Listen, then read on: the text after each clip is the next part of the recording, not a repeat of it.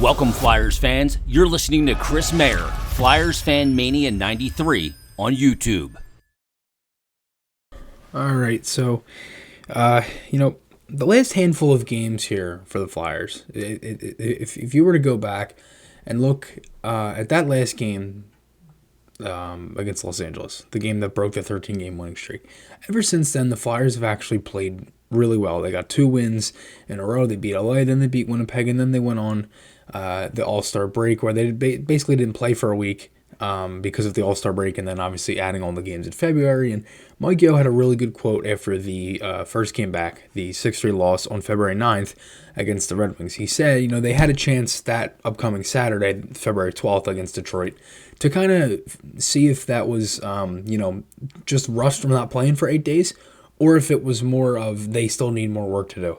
And I think a lot of what it's been, honestly, since then, I thought they had a really good effort in that Saturday game against Detroit. They continued that. They started to play better. Then they had a nice game against the Penguins, even though they ended up losing, blowing a lead. So that was obviously very frustrating there. Then the Washington game, you have, you get a lead late. You basically battle for majority of the game, and you give up 2 quick goals in, a minute and a half, 2 minutes, and then you lose that game 5-3. And today in the afternoon, on a President's Day matinee game against Carolina, I thought the Flyers played well. I mean, they took it to Carolina in the first period. They continued that in the second. They were able to storm back. They got some important guys back into the lineup for what the lineup has been. And they played well, but it's like they can't, this team just can't catch a break. And I don't know if it's luck, but this month they've played better. And again, they were neck and neck with Carolina for majority of this game. I mean, Carolina had 2 shots in the first period, and neither of the 2 were from a forward.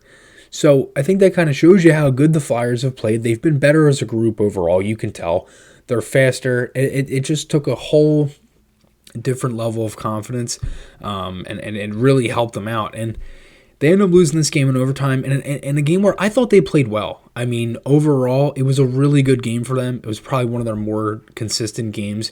And they've been able to build off the last game, and they've been doing that. They just haven't been able to pick up the wins. And I don't know if it's luck or what, but the lines in this one are pretty much the same as for the fourth line. So the first to third line are the same: Lindblom, Drew Atkinson, JVR, Lawton, Konecny, Mayhew, Frost, Willman.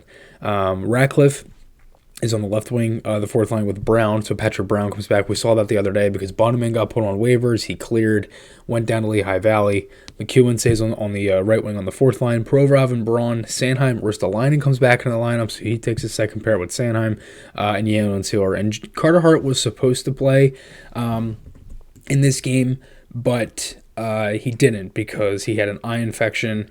And if I'm gonna go on the Flyers Twitter here, because there was a tweet earlier that the Flyers did put out that I wanted to bring up as well.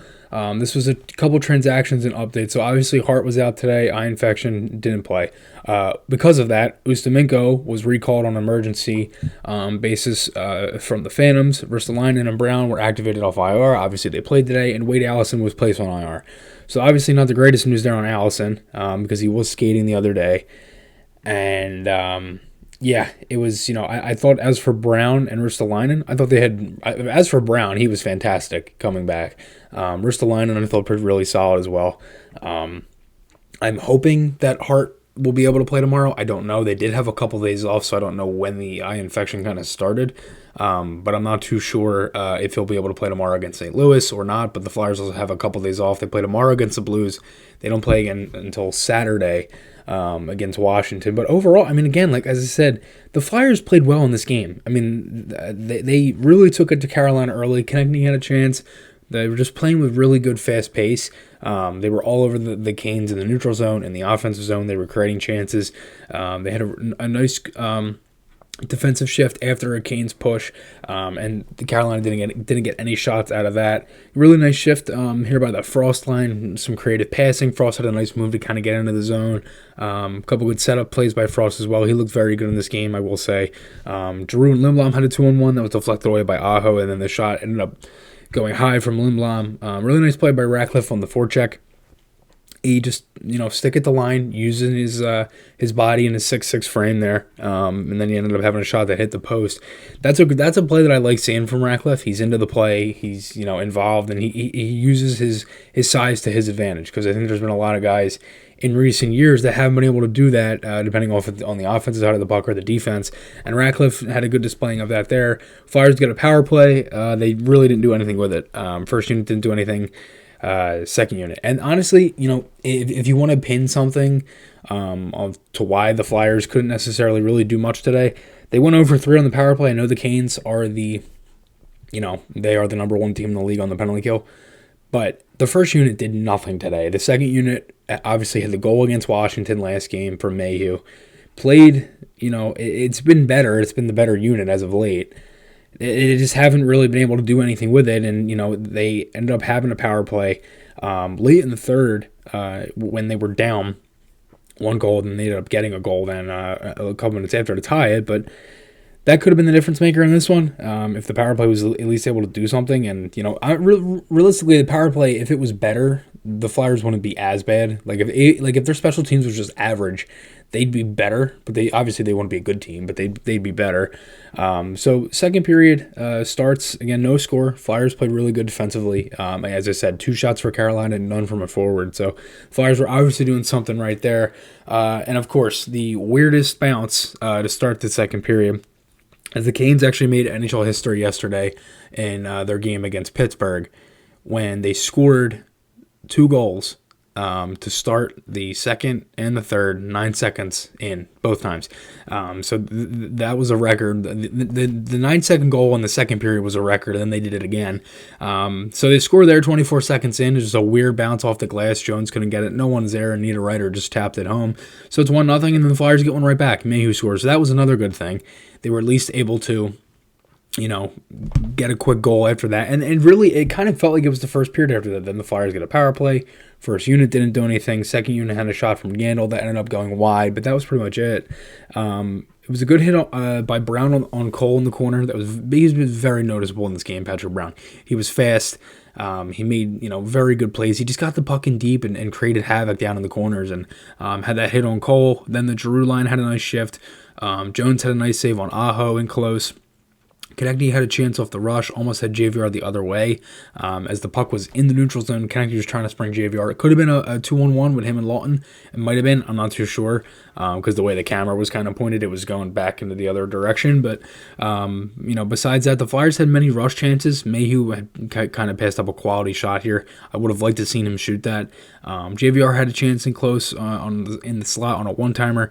And then Carolina had a push with a shift, and then they come right back down. Aho and Svechnikov kind of do their magic, and nobody picked up Teravainen in close, and Yandel and Sealer were kind of at fault there because nobody really picked them up. There wasn't much communication with the center, and the Flyers were it seemed like they were in the midst of a change as well. So 2-1, and then power play for Carolina. So it seemed like this game here could have kind of gotten away from the Flyers, but it didn't. They ended up killing that one off. They had a shorthanded 2-on-1, Lawton and Brown almost went in.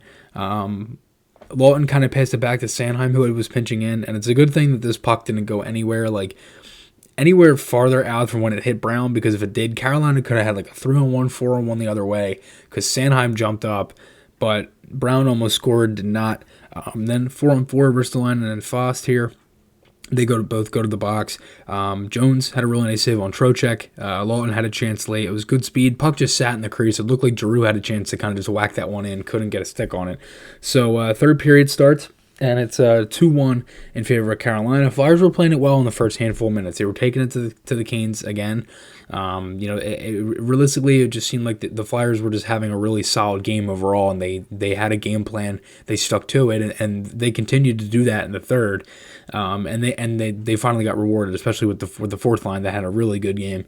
Brown scores for that would be actually his second as a Flyer. Basically, if you want to count it as this, it could really be his first goal, because the first goal he scored, if anybody remembers it, it was a turnover by Vejmelka in Arizona.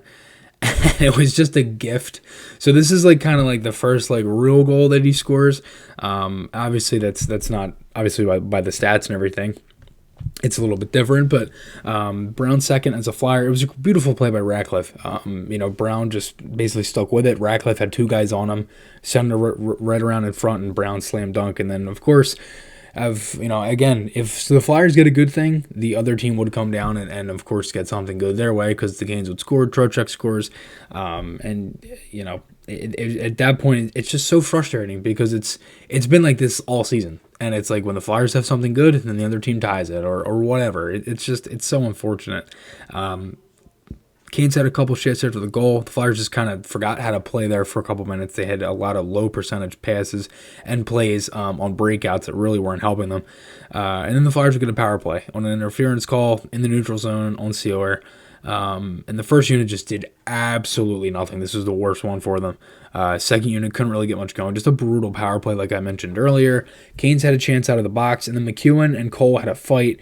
McEwen kind of got hit before that by Cole. I guess he didn't like it, turned around, kind of started going at each other. And I think that's what kind of gave the Flyers a spark, because the next shift, Scott Lawton looked like he looked like a bull in a china shop. And then, like, right as he was coming onto the shift, Sanheim had a play where he just kind of pinched it in the zone. The Flyers started cycling around. They won a couple puck battles, and they ended up getting the goal. Sanheim just tipped it in right after the shot over the line. It was credited to Lindblom. I don't know if it was changed. If I'm looking at the NHL.com right here, it still says Lindblom on here. I think it was Sanheim. It didn't look like the puck was completely over the line, but overall, it doesn't matter who scored it. The Flyers end up tying the game, and they played well in the handful of minutes there. They had a chance late too to score, but that was blocked. Overtime starts, and it was like a minute 15 seconds, minute 20 seconds. It was all Carolina. They had the puck the entire time. Jones had a couple good saves. Flyers go the other way. Giroux had a chance in close. Provorov off the rush. Sanheim had a chance for Atkinson and close on a partial 2-on-1. Aho ended up batting that one out, and then, of course, PHI would come down and win it off a play where Trocheck sauced it, and he just bats it out of the air. It sits right in front of him, and he just lifts it over Jones. I really didn't like how deep Jones was in his net. I feel like he kind of went down too early as well. But again, it is what it is. That was a great play from PHI overall to just knock it out of the air and then to corral it and just shoot it. But yeah, it's just so unfortunate with this team because everything that's going on, and it feels like instead of a 5-game losing streak, they probably could have been maybe 3-2 in their last 5, or 4-1, or 2-2-1, something like that. Like they should have some wins here, but they don't. And it's unfortunate because I think if they had a little more talent on the roster and they weren't so injured, they probably would have won these past couple of games if they had, more talent to compete and to, score on some of the chances that they're getting. I mean, the Flyers put up 41 shots today. It's not like they're not playing bad. But yeah, I mean, overall, it is what it is. Quick turnaround. You got St. Louis tomorrow, and then Washington, who you just faced on Saturday. So 2 very winnable games coming up if they continue to play the way that they've been playing. That is, obviously, with everything that's going on. But thank you guys for watching. Remember to check out SeatGeek. You can use code FlyersFanMania in all capital letters for $20 off your first order, and Garrett Group Construction for any home improvement needs. I'll put links to them in the description as always. Also, the merchandise shop if you want to get any of the merch, like this hoodie. Also have t-shirts, a bunch of other things on there as well. Again, thank you guys for watching, and I will talk to you all again soon.